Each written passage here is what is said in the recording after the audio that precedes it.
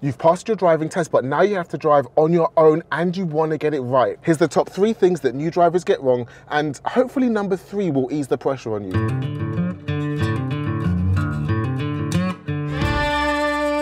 This is something that new drivers get caught out with far too often. It compromises yours and everyone else's safety, plus it's actually illegal. You're on the way to pick up your mate, you hear your phone ding or vibrate.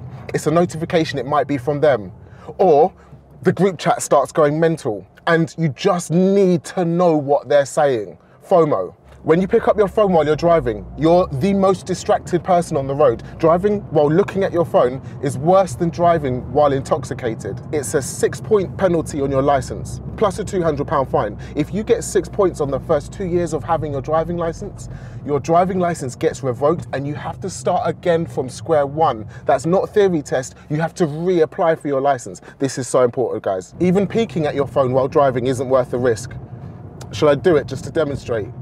For the video, shall I pick it up?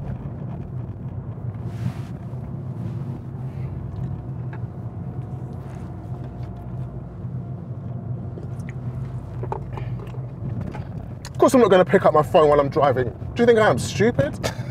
That's dumb. So here's my advice. I know no one's going to switch their phone off. No one does that. But if you put it on Do Not Disturb, then at least the vibrations or the notifications won't get to you. You won't be tempted to look at it. You won't be hearing it go off. You won't know what's happened. When you're sleeping and you get notifications, you don't look at them because you don't know about them. So if your phone's on Do Not Disturb and somewhere where you can't see it light up, it won't matter what notifications you get, it can wait for half an hour. Or if something's urgent, like you know you're expecting a text or a phone call about something happening soon, then take a side road, find somewhere to stop off quickly. It doesn't even have to be a parking space. If you're just stopping for 2 seconds to look at your phone, stop, handbrake, I'm not driving, and now you can check. Right, now I have to get back to the main road. This one's not illegal, but it will help your driving massively. It'll make it so much more relaxing, and when you're relaxed, you're going to be a better driver. You're going to keep everyone else safe, and you're going to enjoy the driving. Watch this. For the first time ever as a driver, you're now going somewhere with a purpose. You're going to a destination. You're not just driving around for 1 hour or 2 hours on a driving lesson. This means that for the first time ever, you're now time critical. On a driving lesson, it didn't matter how quickly you got to the roundabout because the time of your lesson is the same anyway. But now, if you get to your destination quicker, you get to spend more time with your friends, with your family. You get to spend more time at the shops or less time traveling to the shops.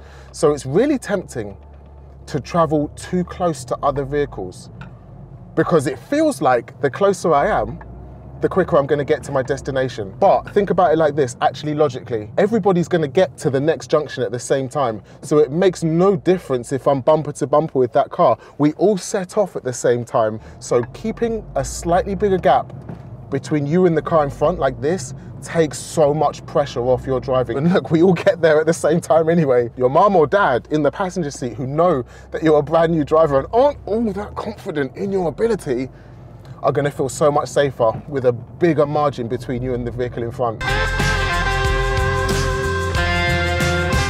I know I said I was only going to give you 3 tips and the last one was the best one, but let me tack another one onto the end of that one. Use a Satnav while you're driving.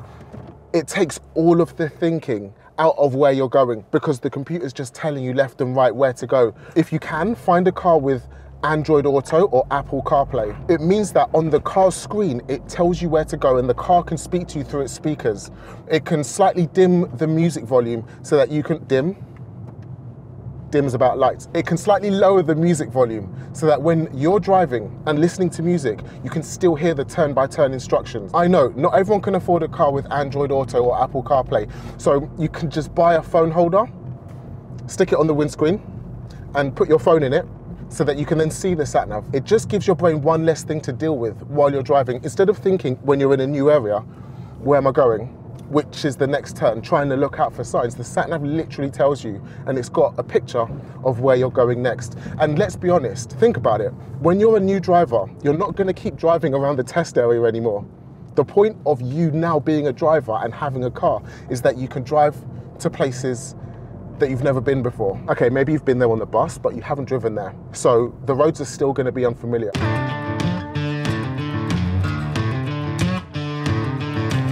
The last one, the most helpful, and I think what will ease your nerves the most, is actually if you start to realize, think about it, you've passed your driving test, you've earned the right to be on this road.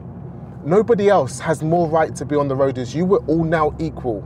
I mean, you were equal before, but you're actually now equal to everybody else in license, in status, in every single way. So when you need to make a turn, don't worry about having to stop and hold up other drivers behind you.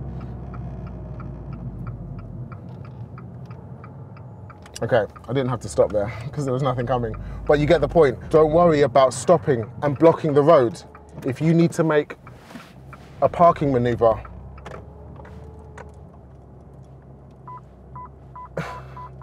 and then don't worry if you make a mistake and get it wrong and need to start again.